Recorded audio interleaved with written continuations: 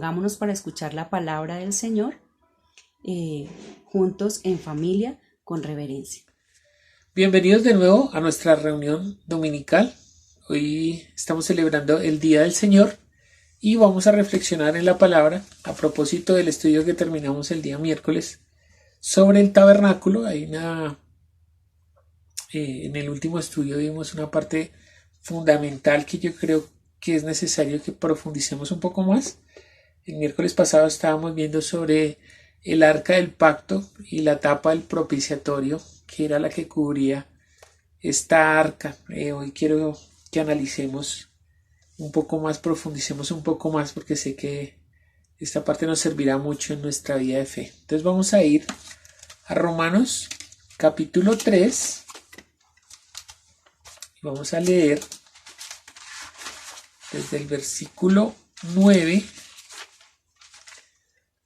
Romanos capítulo 3, vamos a leer desde el versículo 9 y hasta el final del capítulo. Entonces, leamos la palabra del Señor. Dice, ¿qué pues? ¿Somos nosotros mejores que ellos? Está hablando con respecto a los judíos. En ninguna manera, pues ya hemos acusado a judíos y a gentiles que todos están bajo pecado. Como está escrito, no hay justo ni aun uno, no hay quien entienda, no hay quien busque a Dios. Todos se desviaron a una y se hicieron inútiles, no hay quien haga lo bueno, no hay ni siquiera uno. Sepulcro abierto es su garganta, con su lengua engañan. Veneno de áspides hay debajo de sus labios, su boca está llena de maldición, de amargura, sus pies se apresuran para derramar la sangre. Quebranto y desventura hay en sus caminos, y no conocieron camino de paz. No hay temor de Dios delante de sus ojos, pero sabemos que todo lo que la ley dice, lo dice a los que están bajo la ley, para que toda boca se cierre y todo el mundo quede bajo el juicio de Dios. Ya que por las obras de la ley ningún ser humano será justificado delante de él, porque por medio de la ley es el conocimiento del pecado. Pero ahora, aparte de la ley, se ha manifestado la justicia de Dios, testificada por la ley y por los profetas, la justicia de Dios por medio de la fe en Jesucristo para todos los que creen en Él, porque no hay diferencia, por cuanto todos pecaron, están destituidos de la gloria de Dios, siendo justificados gratuitamente por su gracia mediante la redención que es en Cristo Jesús, a quien Dios puso como propiciación por medio de la fe en su sangre, para manifestar su justicia a causa de haber pasado por alto en su paciencia los pecados pasados, con la mira de manifestar en este tiempo su justicia, a fin de que Él sea el justo y el que justifica al que es de la fe de Jesús. ¿Dónde pues está la jactancia? Queda excluida. ¿Por cuál ley? ¿Por la de las obras?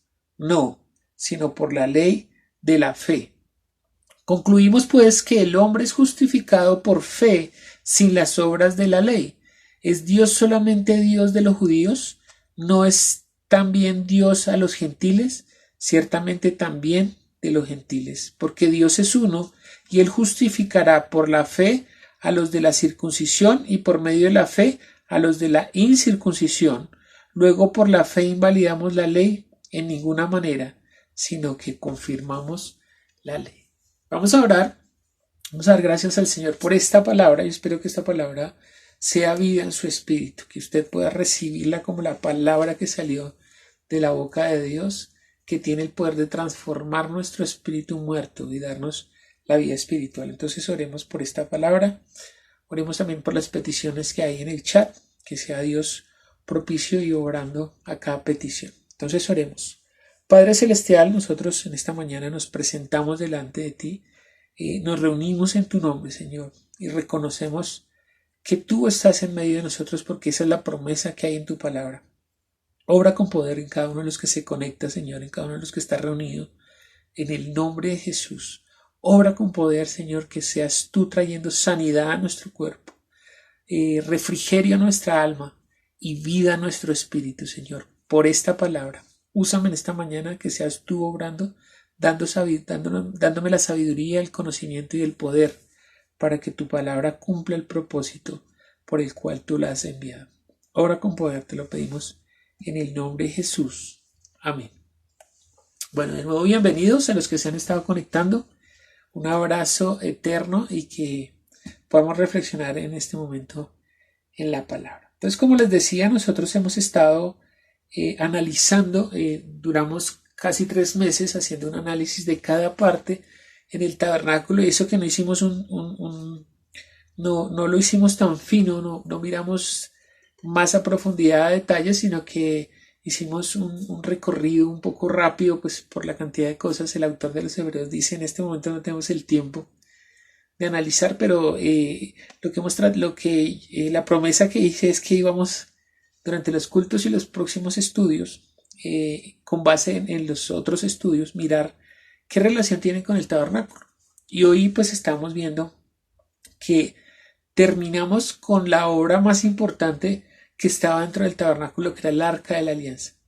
Es el último estudio que hicimos, pero no por eso dejaba de ser lo más importante, porque realmente cuando uno mira Éxodo 25, mire lo que dice ahí en Éxodo 25, realmente la construcción del arca empieza la construcción del tabernáculo empieza precisamente con esa arca, porque el Señor dice: mire, recojan materiales empieza a decir qué materiales quiere que el pueblo traiga para que se construya el tabernáculo, y el primer elemento que él describe es esta arca del testimonio. Entonces vamos a leer Éxodo 25, 10 al 17 para que vayamos desarrollando el tema y miremos de qué se trata esta arca y qué tiene que ver con nosotros 2000 y pico de años, 3000 y pico de años después, 3400 años después de la construcción de esta arca.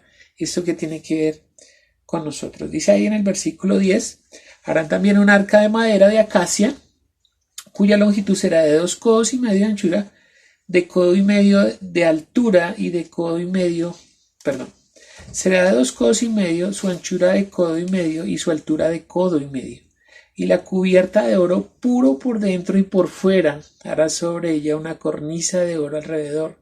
Fundirás para ella 4 anillos de oro que pondrás en sus 4 esquinas, 2 anillos a un lado y 2 anillos al otro lado. Harás unas varas de madera de acacia, las cuales también cubrirás con oro, y meterás las varas por los anillos a los lados del arca para llevar el arca con ellas. Las varas quedarán en los anillos del arca y no se quitarán de ella, y pondrás dentro del arca el testimonio que yo te daré, y harás un propiciatorio de oro fino, cuya longitud será de 2 codos y medio y su anchura de codo y medio. Entonces fíjense que esta arca tenía 2 partes. Esto fue lo que me marcó en el estudio, porque la verdad no lo había visto de esa manera, pero en el estudio lo que descubrimos me parece que es muy glorioso y que hace parte del conocimiento que debe tener una persona que se acerca a Jesús, que se acerca a Dios por medio de Jesucristo. Y es que una parte era el arca misma como tal, una caja de madera de acacia forrada en oro con unos elementos de testimonio en el interior del arca que Dios mismo había entregado. La otra parte era la tapa llamada el propiciatorio, en oro puro o oro macizo. ¿De qué nos está hablando esto? Pues es que nosotros hemos hecho un análisis del tabernáculo desde inclusive antes de entrar por la puerta. Estamos mirando lo que se veía desde afuera, el lino fino que vimos en Apocalipsis, que eran las obras de los santos. Y nosotros hemos entrado por la puerta, hemos atravesado el altar del sacrificio, pasamos por el altar de bronce donde se lavaban, después por la puerta del tabernáculo, después por los implementos del lugar santo, hasta que llegamos frente al tercer velo, o el velo que separaba el lugar santo del santísimo, y justo antes de cruzar había un altar del incienso que vimos que eran las oraciones de los santos y las oraciones de intercesión que el sumo sacerdote hacía por el pueblo, que era la misma oración que Jesús hizo por nosotros en Juan 17 antes de cruzar al otro lado, de romper ese velo y acceder hacia esa arca que estaba en este otro lugar. Entonces, ¿de qué está hablando esto? Pues es que hay un simbolismo en todo lo que hemos estudiado, ¿no? Desde los mismos colores, desde los mismos materiales, desde las mismas formas, todo estaba dando testimonio acerca del Mesías o del Cristo. Pero el objetivo mismo estaba escondido la parte más importante estaba escondida en la última parte. O sea, había que hacer todo un recorrido para llegar a ese punto que era el más importante, que era esa arca donde el sumo sacerdote tenía el encuentro perfecto con Dios, donde se manifestaba la presencia misma de Dios. Por eso se llamaba el lugar santísimo, ¿no? El Sanctum Sanctorum lo llamaban ellos, o donde estaba este objeto que representaba, que era un elemento, un objeto exclusivo, santo, que estaba allí y en donde se manifestaba la presencia de Dios. Cuando Jesús nos dice en Juan 14:6, nos dice que Él es el camino, la verdad y la vida, pues entendemos que es ese camino que recorrió el sumo sacerdote. Él como sumo sacerdote hace ese recorrido desde la entrada diciendo que Él mismo era la puerta, después él manifestándose como el cordero que es sacrificado, después con esa sangre iba a ser rociado pues los elementos, inclusive este mismo propiciatorio que vamos a ver ahora, era rociado con la sangre, y se nos indica que nadie puede ir hasta el Padre si no es por medio de Él, ¿no? Y eso es lo que da sentido a la reflexión que nosotros estamos viendo, porque la madera de acacia con la cual estaba construida la caja o el arca misma, pues nos está mostrando la humanidad del Mesías, del Cristo, de Jesús, que Él se hizo en semejanza de hombre y tuvo una carne, pero esa carne, como la acacia, era una carne incorruptible, a diferencia de la carne del hombre que va a ser corruptible, que volverá al polvo de la tierra. Pero no solamente nos mostraba esa humanidad, sino que esa madera de acacia estaba forrada en oro, que nosotros hemos entendido que representaba la majestad o la deidad o la divinidad de Dios. Es decir, que aunque se despojó de ser igual a Dios, nunca perdió su deidad, siempre estaba cubierto de esa majestad, de esa deidad, de esa divinidad. Y en el interior de esa arca habían tres elementos muy importantes. Un elemento eran las tablas de la ley. ¿Qué representaban esas tablas que estaban en el interior? Porque Dios le dice a Moisés, en el interior de la caja vas a colocar unas cosas que serán para testimonio que yo les voy a dar a ustedes. Y el primer elemento son las tablas de la ley. Mire por un momento lo que dice Juan 5:39. Juan 5:39. Sí. Voy a cambiar de Biblia. Es que la mía me ubico mejor. Juan 5:39 dice: escudriña las escrituras. Cuando está hablando de las escrituras, pues está hablando del profeta Malaquías hacia atrás. Dice: escudriña las escrituras, y en las escrituras está incluida la ley de Moisés, que es el Pentateuco. Los primeros 5 libros de la Biblia, desde Génesis hasta Deuteronomio. Dice: escudriña las escrituras, porque a vosotros os parece que en ellas tenéis la vida eterna, y ellas son las que dan testimonio de mí. Testimonio de mí. O sea que eso que está en el interior estaba dando testimonio. La ley estaba dando testimonio de Jesús. Y eso fue lo que dijo Dios a Moisés 3.400 años hace que Dios le dijo a Moisés: dentro del arca habrá algo que es de testimonio. Y Jesús nos está diciendo en Juan capítulo 5 que las escrituras daban testimonio de él, y estamos viendo que dentro de las escrituras estaba incluida la ley. Volvamos otra vez a Romanos capítulo 3, que fue con el que empezamos, y miremos lo que dice el versículo 21. Dice: pero ahora, aparte de la ley, se nos ha manifestado la justicia de Dios, testificada por la ley y por los profetas. Entonces, ¿qué hace la ley? Da testimonio de la justicia. Ahorita vamos a entender bien este concepto, y espero que este concepto quede muy claro. Y terminemos con una porción que a mí me gusta mucho, porque habla de este testimonio, que es Lucas capítulo 24, y vamos a leer el versículo 44.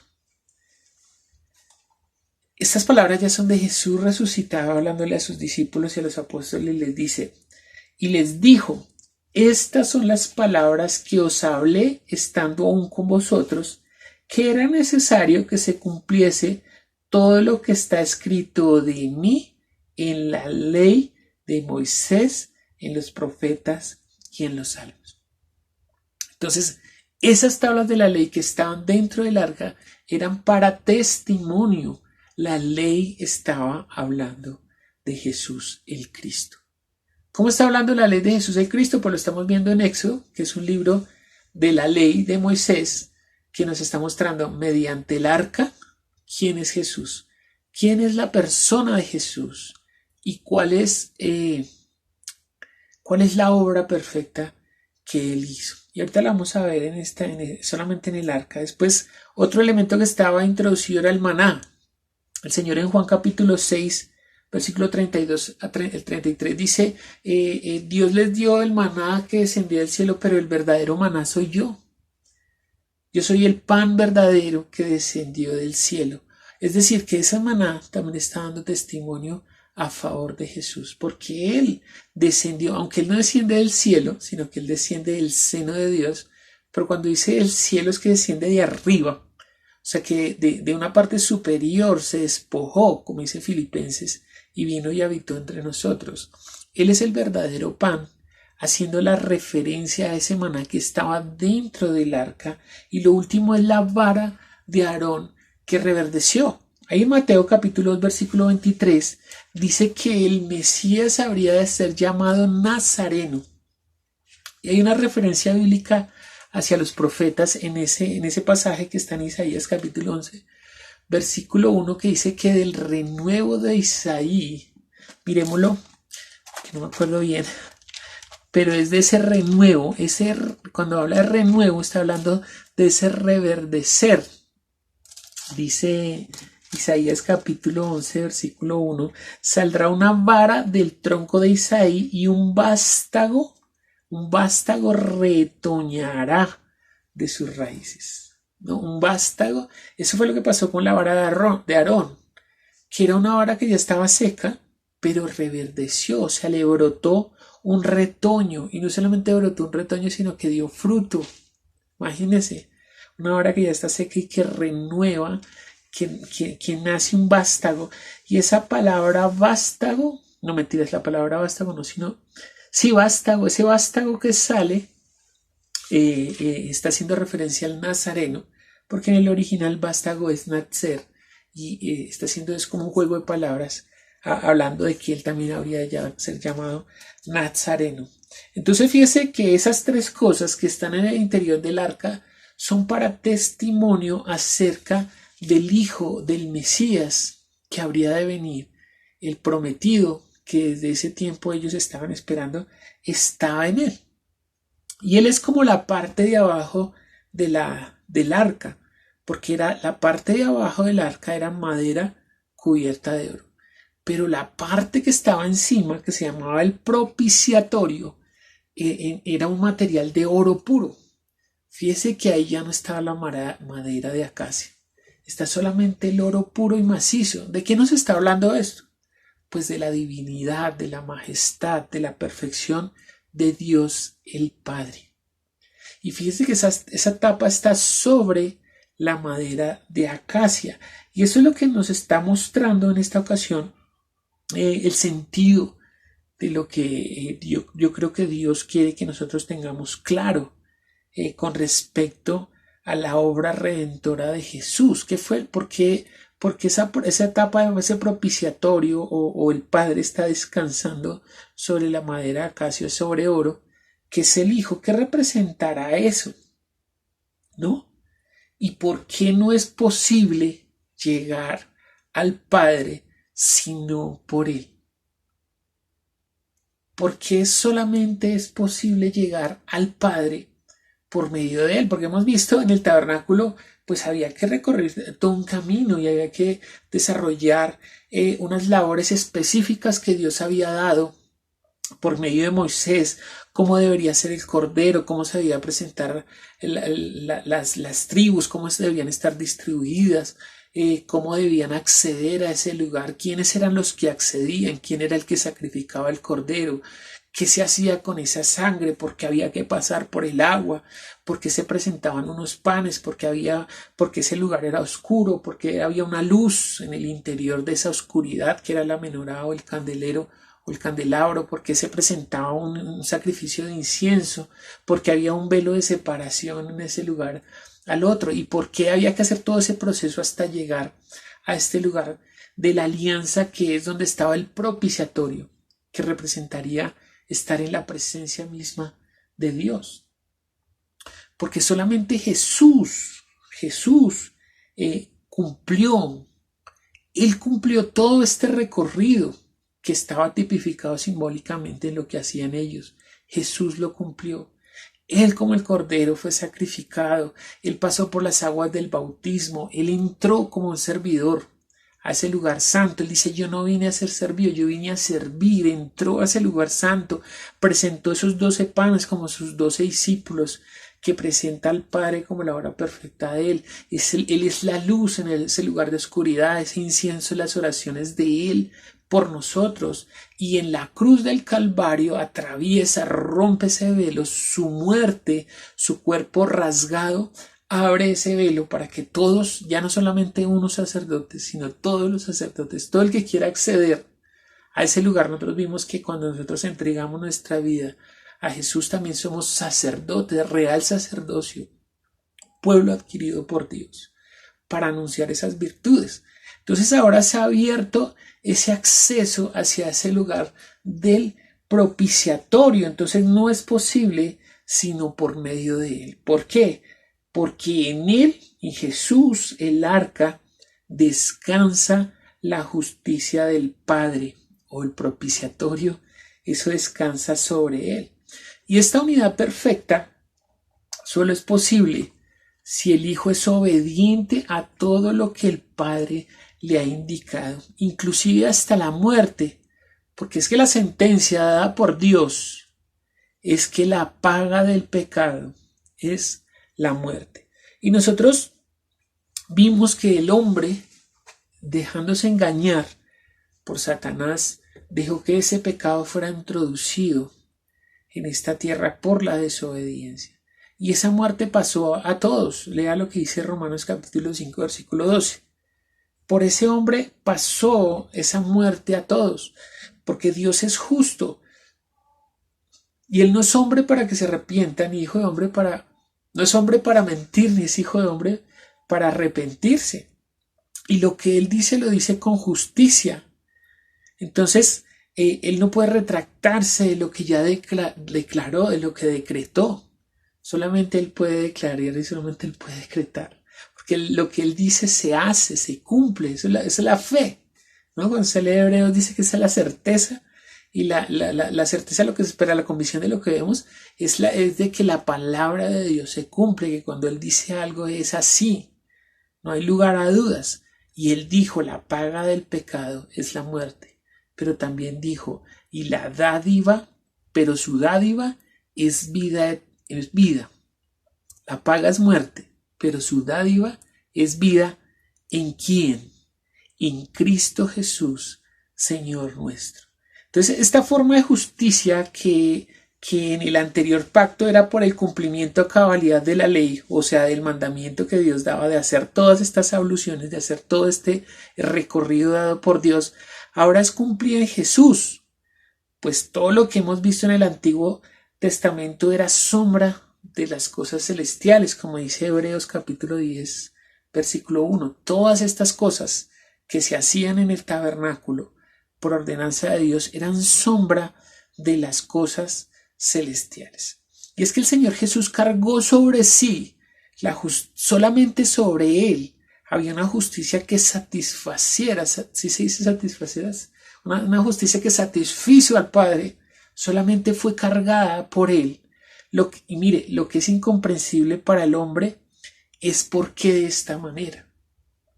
¿Por qué de esta manera? ¿Por qué solamente al Padre lo satisface el Hijo, entregando su vida, derramando la sangre, así como era tipo en el tabernáculo del Cordero? ¿Por qué a él lo satisface eso? Porque Dios es justo.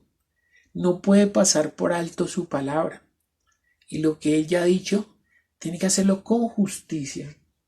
Por eso la obra redentora de Jesús es una obra de justicia para cumplir lo que el Padre ya había dicho.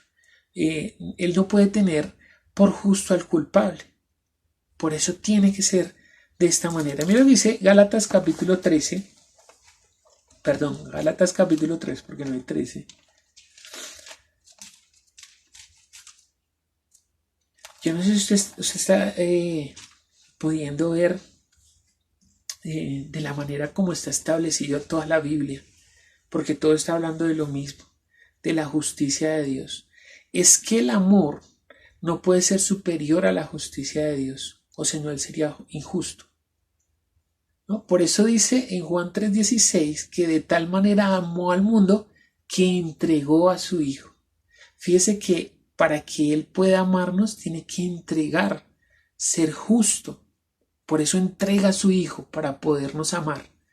Fíjese que no puede amar si no hay justicia, porque entonces sería un Dios injusto.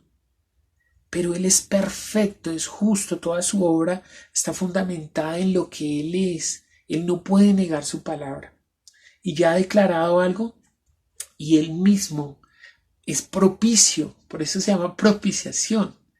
Él mismo propicia, Él mismo provee la forma de redención, pero de una manera justa. Por eso en Gálatas 3, versículos 13 y 14 dice: Cristo nos redimió de la maldición de la ley, hecho por nosotros maldición, porque está escrito: maldito todo el que es colgado en un madero, para que en Cristo Jesús la bendición de Abraham alcanzase a los gentiles, a fin de que por la fe recibiésemos la promesa del Espíritu. Entonces fíjense que el Señor está colocando a su Hijo para que Él reciba toda la justicia, Él reciba toda la maldición que correspondía al hombre por el pecado, cayó sobre su Hijo. Y fíjense que nosotros empezamos siempre con un salmo.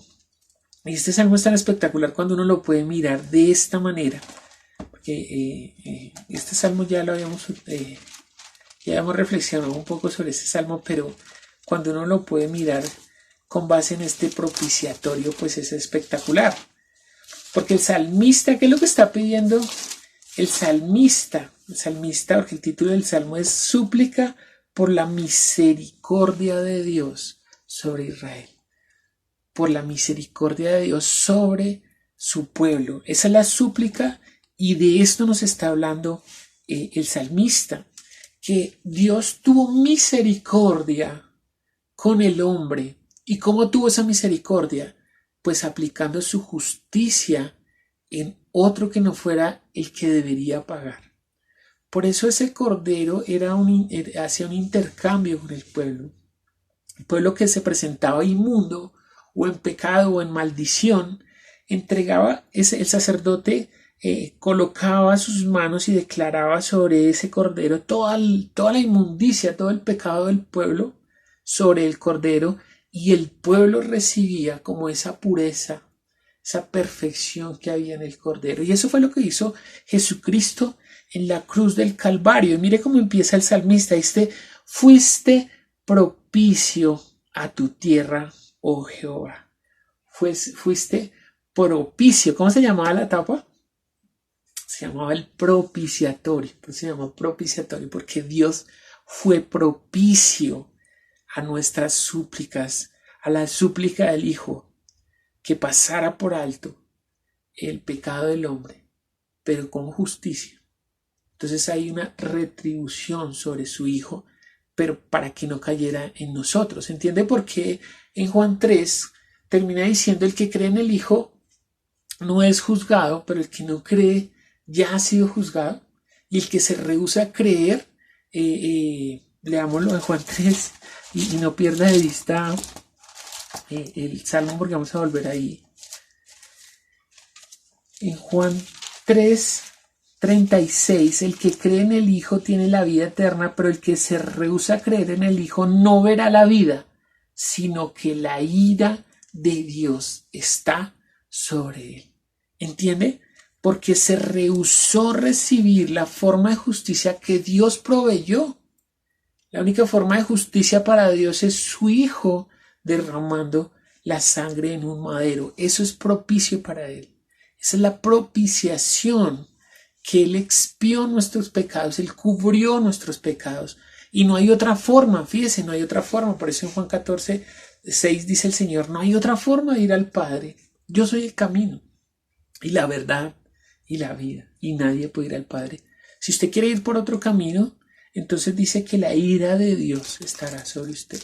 Si usted se quiere buscar otra forma de justicia, entonces dice el profeta que es como si usted se presentara delante de Dios con trapos de inmundicia.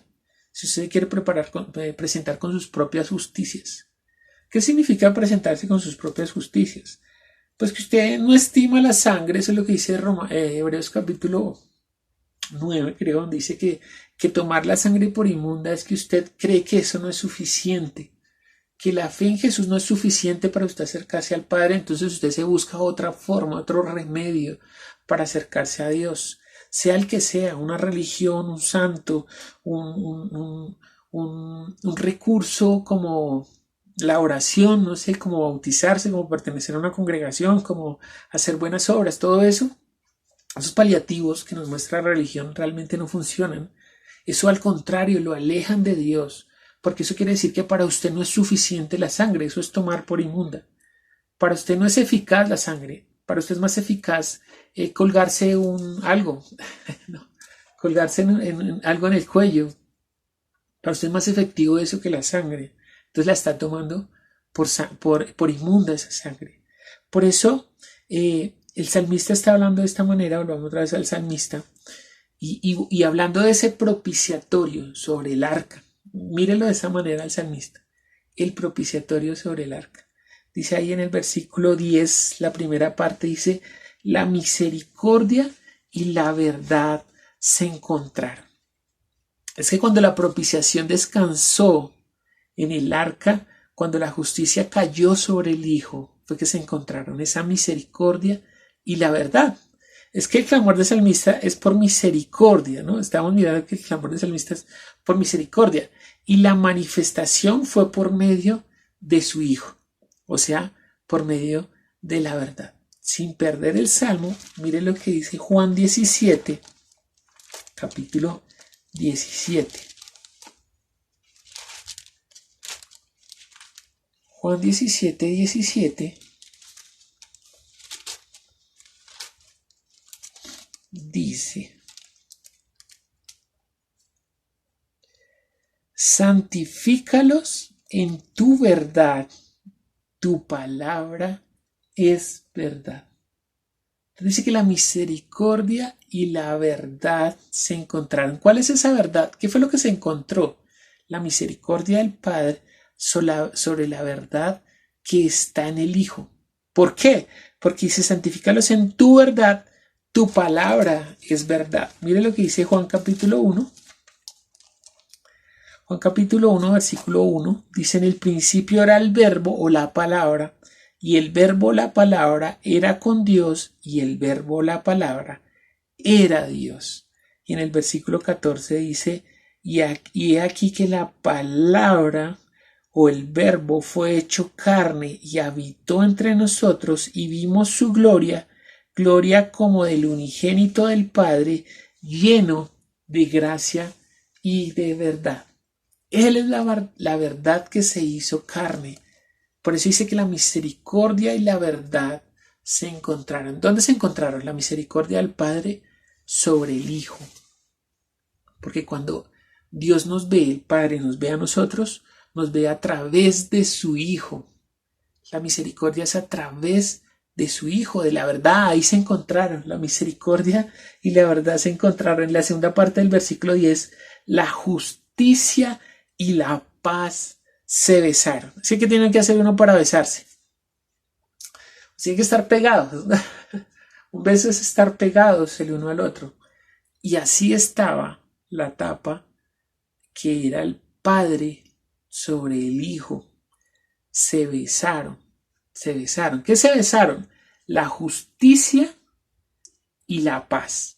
¿La justicia en qué? Pues ya vimos.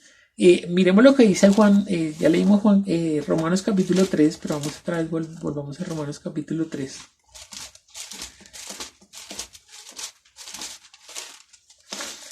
Pero ahora vamos a leer el versículo 22 Dice, la justicia de Dios por medio de la fe en Jesucristo para todos los que creen en Él, porque no hay diferencia. Versículo 23, por cuanto todos que pecaron y están destituidos de la gloria de Dios. ¿Entiende cómo funciona la justicia de Dios ahora? La justicia de Dios es ahora por la fe en Jesucristo. Porque esa justicia está soportada en su Hijo, no en usted, ni en mí, ni en la ley. Porque la ley está dentro del Hijo. Están dando testimonio del Hijo. Por eso no es por la ley. Y lea ahí todo, lo empezamos leyendo. No es por obras de ley para que nadie se gloríe. La gloria es de Él. Por eso termina diciendo, ¿dónde está la jactancia? Si es por la fe en Jesucristo, ¿dónde está la jactancia? ¿No? Por eso hace la comparación entre los gentiles y los judíos. Porque los judíos, mire, el apóstol Pablo, en Romanos capítulo 10, creo que es, dice que la oración por los judíos es por salvación, porque tienen celo de Dios, pero no conforme a la palabra de Dios. O sea, son celosos. Y su justificación era porque ellos cumplían toda la ley. Entonces dice ahora cuál es la jactancia. Si los gentiles, si tienen fe, van a recibir lo mismo que ellos. Si tienen fe. Entonces, ¿dónde está la jactancia? ¿De lo que usted mucho hace? No, porque los que no hacen también van a heredar con ellos, si es que tienen la fe en Jesucristo. Dice que esa fe se besó con la paz. ¿Cuál paz? En Isaías capítulo 53, versículo 5, dice que el castigo de nuestra paz fue sobre él. ¿Entiende lo que está diciendo? La justicia, el castigo de nuestra paz fue sobre él. Otra vez ese propiciatorio sobre el Hijo. Porque dice que el castigo, lo que nosotros merecíamos como castigo para que nosotros tuviéramos paz, no fue sobre nosotros, fue sobre Él. Y cuando usted tiene esa fe en Él, o sea, esa justicia se fundamenta en la fe en Jesucristo, la paz que usted recibe, que sobrepasa todo entendimiento, es por la obra del Hijo, no por su obra. El castigo de nuestra paz fue sobre Él. Y lea el versículo 11 ahora del Salmo 85. ¿La verdad brotará de dónde? La verdad brotará de la tierra. De la tierra brotará la verdad. Y fíjense que esto es hermoso porque aunque el Hijo proviene del Padre, pues nació por una virgen en esta tierra. No de semejanza de hombre. Vino por este instrumento que se llama el hombre. Nació, por eso él se autodenominaba el Hijo del Hombre, ¿no? Porque él brotó de la tierra. Entonces es como si él brotara de abajo y el Padre viniera de arriba. Y aunque él descendió del cielo, porque dice, él es la palabra que se hizo carne, dice el salmista, desde la sombra de la verdad, que él brotará de la tierra. Mira lo que dice Filipenses capítulo 2, dice, haya pues en vosotros este mismo sentir que hubo también en Cristo Jesús, el cual siendo en forma de Dios, no estimó el ser igual a Dios como cosa que aferrarse, sino que se despojó a sí mismo tomando la forma de siervo, hecho semejante a los hombres. ¿Entienden qué es semejante? Que aunque se hizo carne, su carne es distinta a la nuestra. Es una madera de acacia, es incorruptible. Eso representaba la madera de acacia. Y estando en la condición de hombre, se humilló a sí mismo, haciéndose obediente hasta la muerte y muerte de cruz, por lo cual Dios también lo exaltó hasta lo sumo y le dio un nombre que es sobre todo nombre, para que en el nombre de Jesús se doble toda rodilla de los que están en los cielos, en la tierra y debajo de la tierra, y toda lengua confiese que Jesucristo es el Señor, para la gloria de Dios Padre. Ahora entiende por qué es para la gloria de Dios Padre. Porque Él, de su justicia, está descansando sobre la obra redentora, sobre la obediencia de su Hijo que se hizo carne, aun cubierto de majestad, pero obedeciendo, y que todo lo que está en su interior está dando testimonio a favor de Él, para que usted y yo tengamos la fe en Él. Hay suficiente evidencia para que nosotros tengamos la fe en Él. y seamos justificados delante de Él. ¿Y esa justicia clama desde dónde? Pues desde los cielos. Está clamando la justicia, claro, el Padre, obviamente el Padre por encima del cielo de los cielos, clama por justicia, y esa justicia está en su Hijo Jesucristo. Terminemos leyendo Hebreos capítulo 12 y vamos a leer desde el versículo 22, vamos a leer hasta el 24.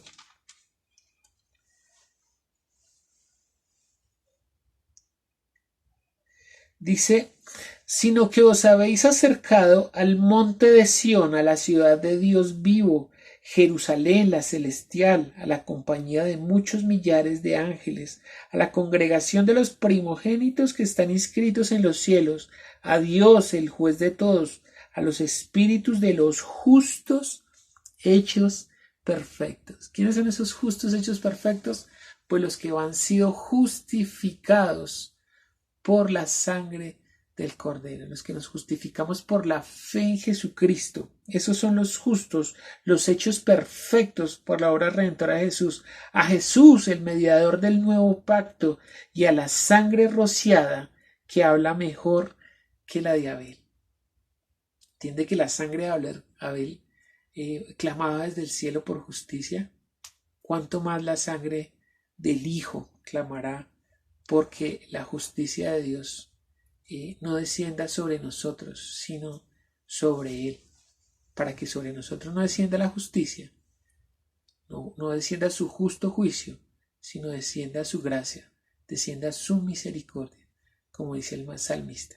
Entonces oremos para que Dios sea propicio a usted, que Él sea nuestra propiciación, permita que Él sea nuestra propiciación. Ese es el título de la prédica.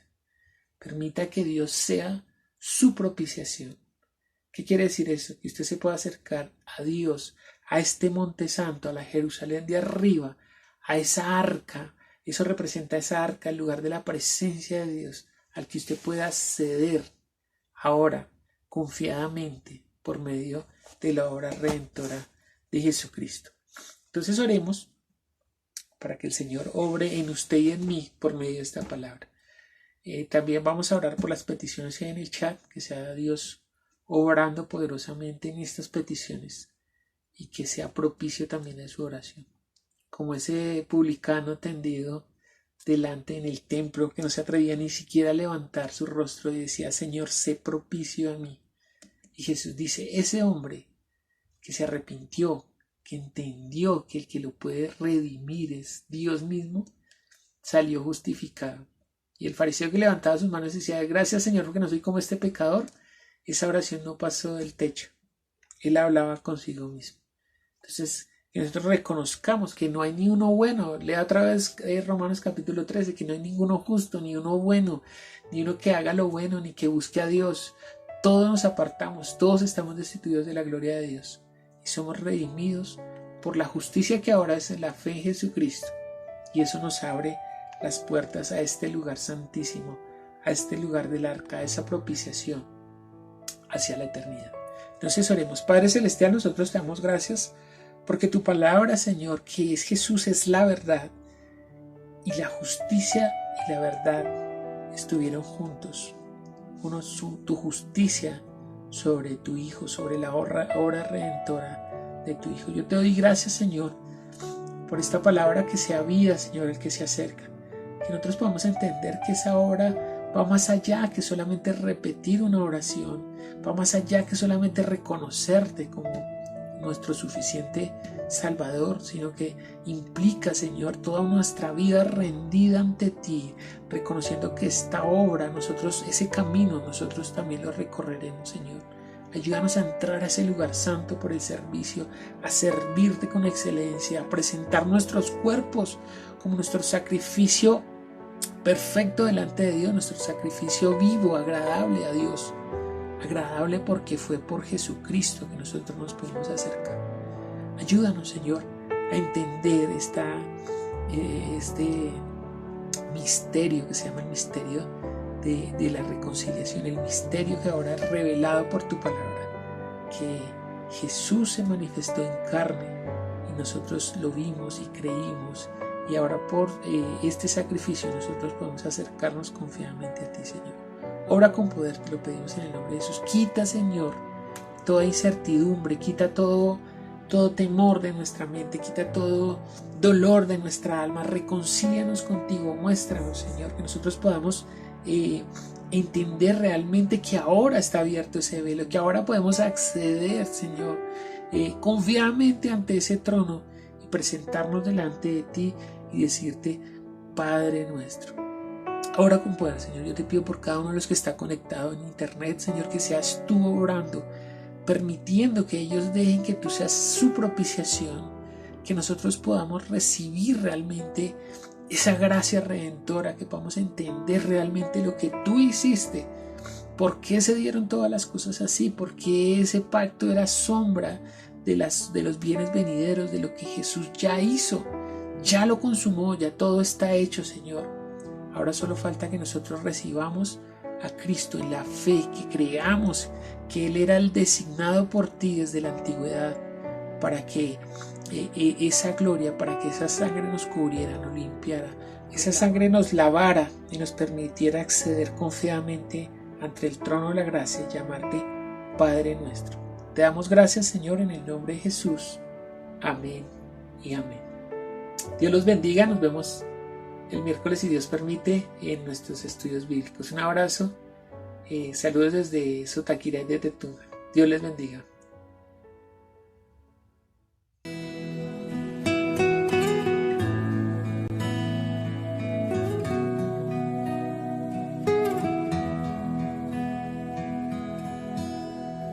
Dame tu mano, toma mi mano, dame un abrazo, Jesús, dame tu mano, toma mi mano. Dame un abrazo, Jesús. Guíame, tú tienes la dirección. Tómame,